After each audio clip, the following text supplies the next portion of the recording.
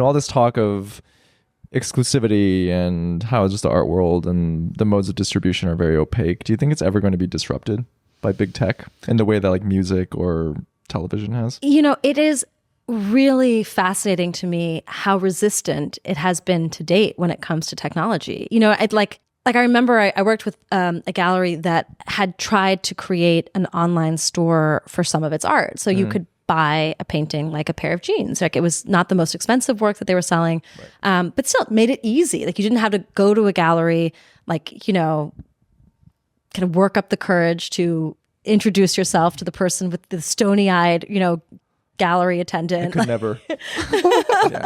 I'm inquiring about an acquisition. Yes. Yeah. And just make it easy for people to buy a piece of work, to support an artist, to, help people pay their rent.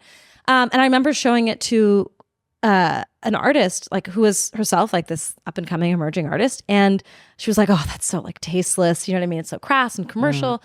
And so there is still that context. Any old person could own my work. Any old disgusting, dirty, wealthy person, still very wealthy, but still disgusting and tasteless and crass, might put it in their loft.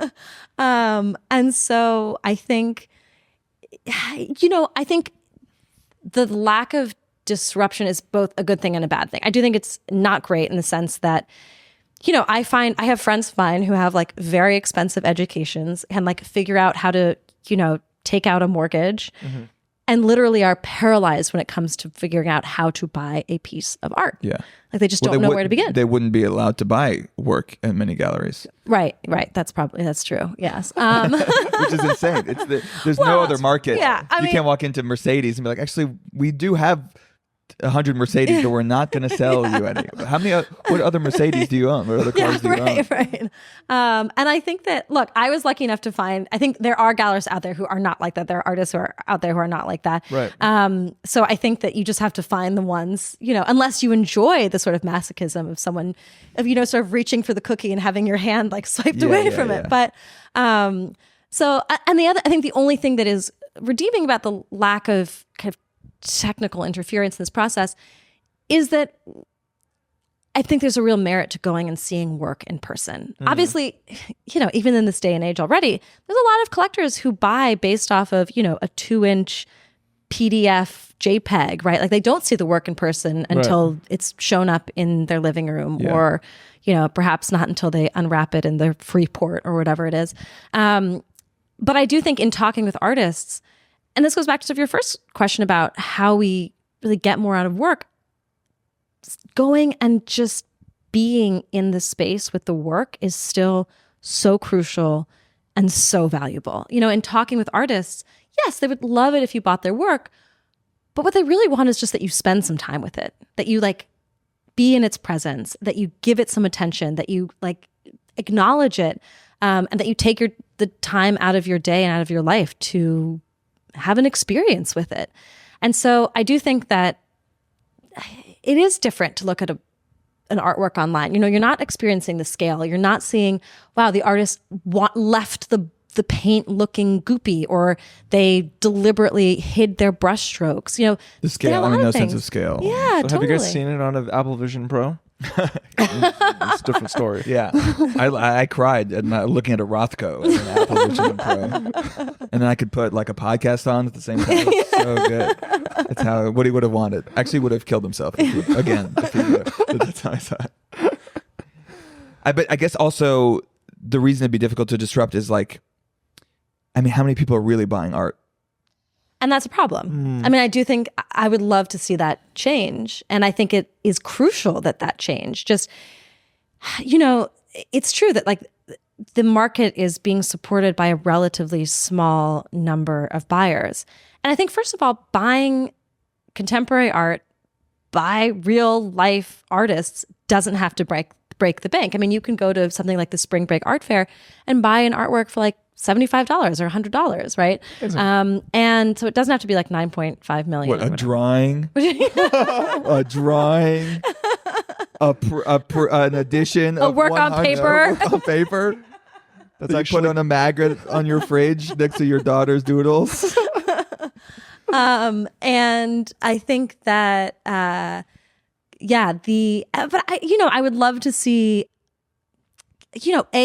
people kind of take the interest in developing their own eyes so that they trust themselves to buy the work and that they're not just chasing the same work that everyone else is chasing. But, I think that's a way that we can support a greater diversity of artists and art forms and expression, all of that.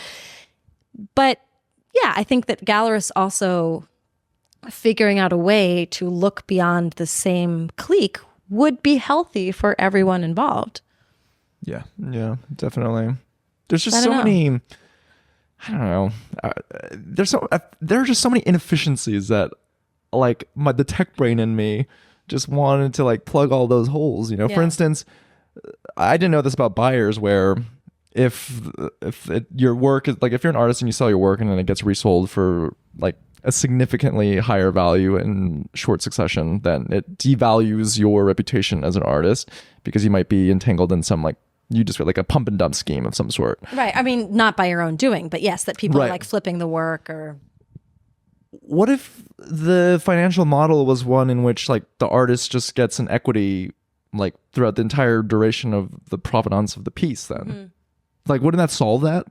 Like, if they get a cut of every sale that's ever made, like, since the original point of sale?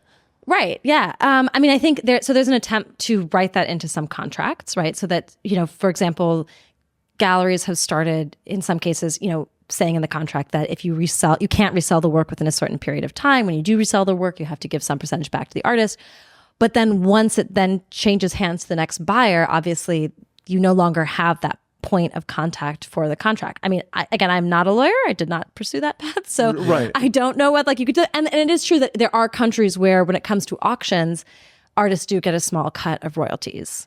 Okay. Yes. So I don't know if that makes you feel better, if you can sleep at night or anything like that. It just makes me feel But then do better. they just sell it at an auction house in a country that doesn't have that law? Maybe. I haven't been in that position, but that's been something I've had to explore. But it can also be like a pretty small amount of money. It's like, there's one artist who I spoke with who like got one of the cut and she was like, yeah, it's cute. Like, it's a nice idea. Yeah, it's like a residual when you write on a TV show or something and you get like $20. Okay, that was Middlebrow.